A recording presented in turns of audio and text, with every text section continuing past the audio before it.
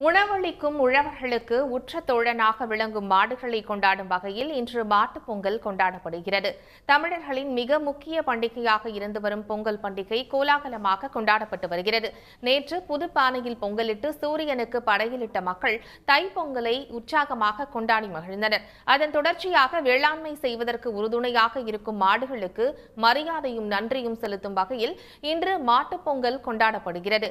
மாடுகளை குளிப்பாட்டி அதன் கொம்பை சீவி வர்ணங்கள் தீட்டியும் மஞ்சள் குங்குமம் வைத்து அலங்கரித்து அழகு பார்க்கவிருக்கும் மாட்டின் உரிமையாளர்கள் பொங்கல் வைத்து மாடுகளுக்கு உணவளிக்க உள்ளனர்.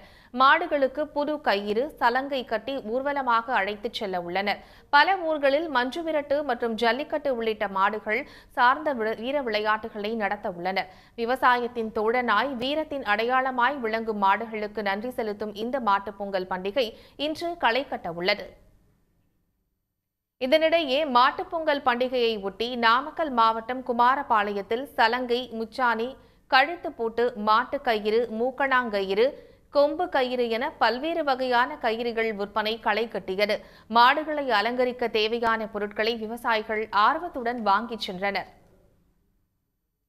உடனுக்குடன் செய்திகளை தெரிந்து கொள்ள சன் நியூஸ் பெல் ஐகானை கிளிக் பண்ணுங்க.